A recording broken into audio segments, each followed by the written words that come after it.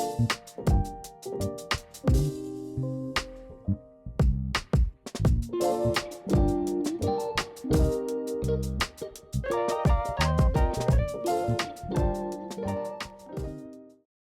friends, welcome to another sketchbook tour.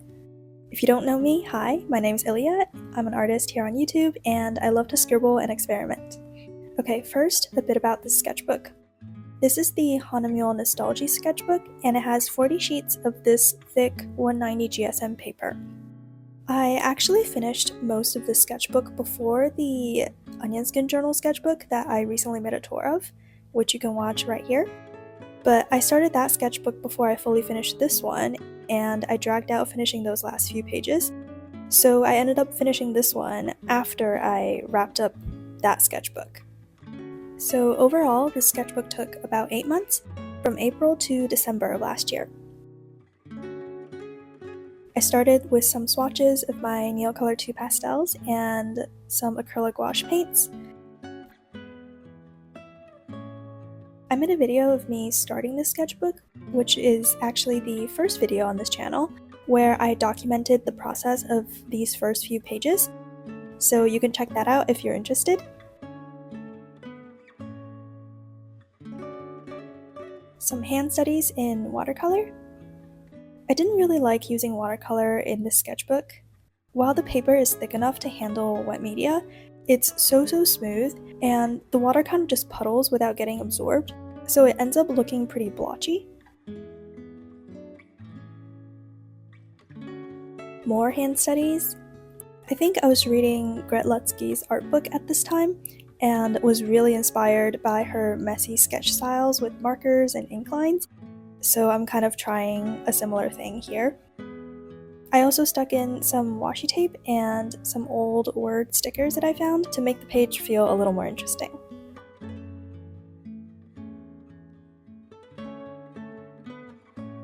The alcohol markers from the hand studies bled through the page, so I painted the whole thing over with acrylic gouache. This worked fine with the marker, but the ink from the black brush pen that I used doesn't really adhere to this surface, so I stuck in some tracing paper to prevent smudging. These are some more hand studies with gouache. I love this pink, red, and blue color combo. And I've also been getting creative with the fonts for the dates on these pages.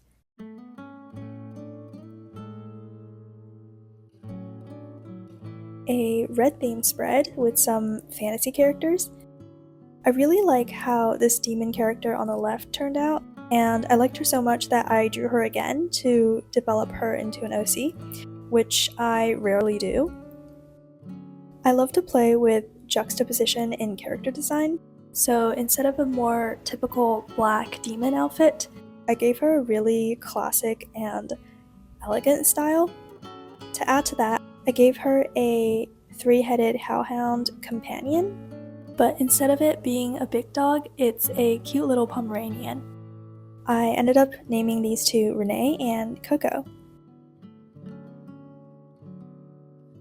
This was a really fun Scribble Brigade session with Sophie McPike on YouTube. The theme was silent film stars, and the challenge was to do one-line blind contours, so drawing without looking at the page or lifting up the pen. It was so fun and hilarious to see how all these faces turned out. My favorite is this one of Jimmy Stewart. I can't believe I got so much of his face right that he's actually somewhat recognizable.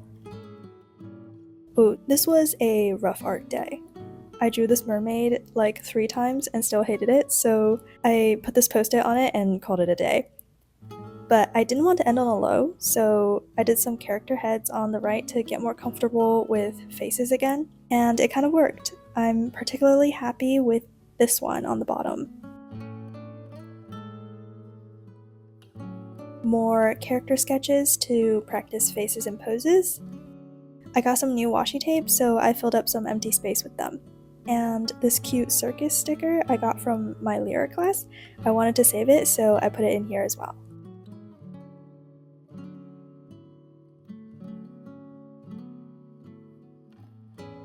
Another Scribble Brigade. There are so many of them in the sketchbook because they're just so fun and enjoyable and the best way to loosen up also. This one was 5-minute mythical creatures, and I used some color pencils. Mythical and fantasy creatures are some of my favorite subjects, but I'm always scared to draw them because I think they'll be super complicated. But exercises like this really help because sometimes I can surprise myself. These were all done freehand without really putting a rough sketch underneath, and I really like how they turned out. A dog-themed page. This is actually one of my favorite spreads in this sketchbook. I just really like the pink and blue colors with the soft pencil texture. Okay, this is where you can see why construction lines and rough sketches are so important to me. I tried to draw some dogs freehand without them, and they ended up looking like those hyenas from The Lion King. For comparison, I drew these dogs with a pink rough sketch first to figure out proportions and where things go, and they turned out much more dog-like.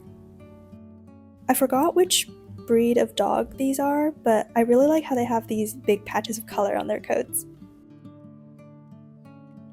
A Scribble Brigade session on mini compositions.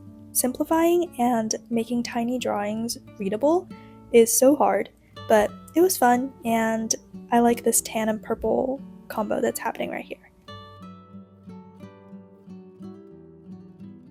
This was when I first got some acrylic markers and started testing them out. A lot of the colors in the set that I got are more saturated than I'm used to, hence these doodles with very questionable colors. I was really struggling with them that day, so I ended up switching to some Neocolor 2 pastels and was a lot happier. This was a Scribble Brigade where we drew everything twice. The first with the photo blurred out and just trying to draw what we think we saw, and then again unblurred with how the photos actually were. Like here, what I thought were a bunch of houses was actually a train. I didn't really like any of the sketches that day, but the game was pretty fun and I had a good time. This was when I went on a drawing date with a friend. We went to a floral cafe and just drew all the floral arrangements around the coffee shop. My favorite on this page is these white orchids. I like the soft feeling of the colors that I chose.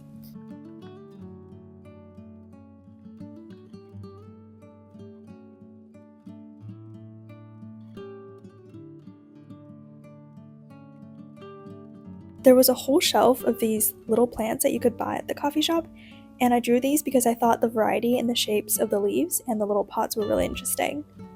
I also drew this little still life when I got tired of just drawing flowers, and I feel like all the coffee related things on the counter here is a core reminder of this floral cafe experience. This was a Scribble Brigade where we did 1-minute minimal landscapes. Again, really good practice for simplifying shapes. And a couple of these read quite clearly, which I'm proud of.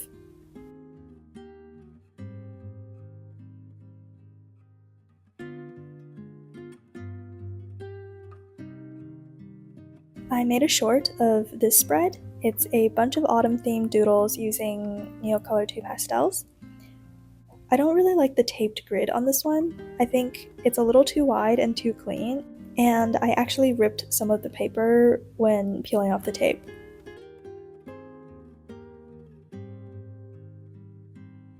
Alright, this was where I finally started to get a handle on the acrylic markers and drew this super colorful apple. And on the right, I was playing with some color combos, drawing a bunch of apples in different views with colored pencils. I was really obsessed with the gridded tile look, so this is just another page in that format. I was really liking the acrylic marker apple on the previous page, so I drew some more produce with them. I made a draw with me video on these two spreads, which you can go watch if you want to see a bit more of the process. But I'm so happy with how the radish and the cherries turned out using a combination of these markers and colored pencils. This is the colorful texture that I really love. Another Scribble Brigade because half this sketchbook is filled with them. The theme here was loose florals, and for some reason I was being stubborn and kept trying to use watercolors, even though I knew perfectly well that they don't really work on this paper. But I got these two to look reasonably decent, so that's a win, I guess.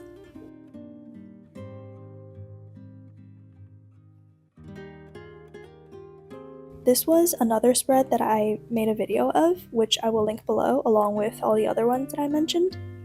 I wanted to do some fall-themed characters for Halloween, so I ended up drawing a witch, a skeleton girl, and a pumpkin girl. I think they're all so cute, and I really love the look of this spread. I even made myself a trench coat like the one that the pumpkin girl is wearing here, so now we match.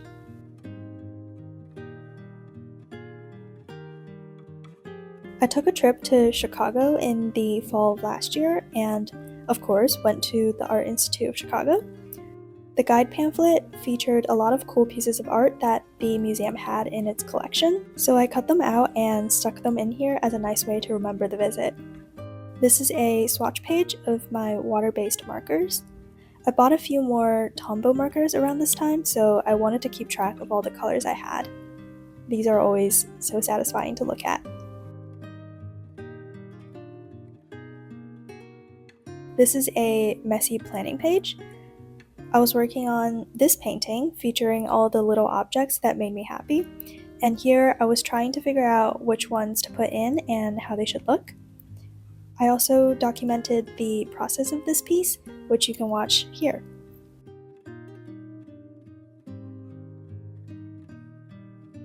This was me playing with all the new colors of Tombow markers that I had and just having a good time coming up with fun color palettes.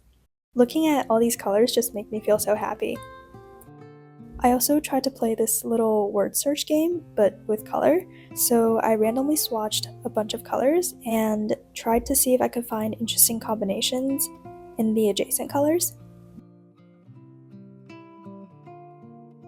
Here I put my markers to use in a Scribble Brigade themed around classic animation backgrounds. I feel like I always need to mess up on like the first 2 drawings before I figure out what's a good size for the time limit and the medium that I'm using. Anyway, I had a really good time with these, and it's really nostalgic to see all these screen caps from old animated movies. I particularly like these last 2. I was starting to figure out how I could layer with the markers to get the look that I wanted. On the right are some concept sketches for a painting that I wanted to do about quilts. This painting hasn't happened, and I'm less excited about the idea now than when I was sketching it out, but maybe it'll be something that I come back to in the future. Yet another Scribble Brigade. I forgot to write down the theme for this one, but it's a bunch of different experiments. So on the left, this was a drawing that we cut up into pieces and then rearranged. On the right are some more graphic attempts to draw the same image. I think this little pen sketch and this pixelated version are both really cute.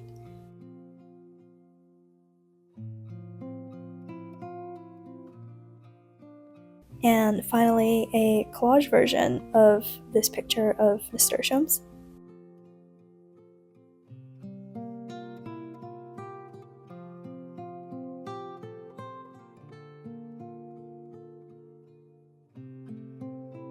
Okay, these are those last pages that I mentioned that took me forever to come back to. If you watched my previous sketchbook tour, you might know that I was having a grandma core moment, so here are some cute old ladies. I also seem to have forgotten how to draw a cat, so here are some attempts to brush up.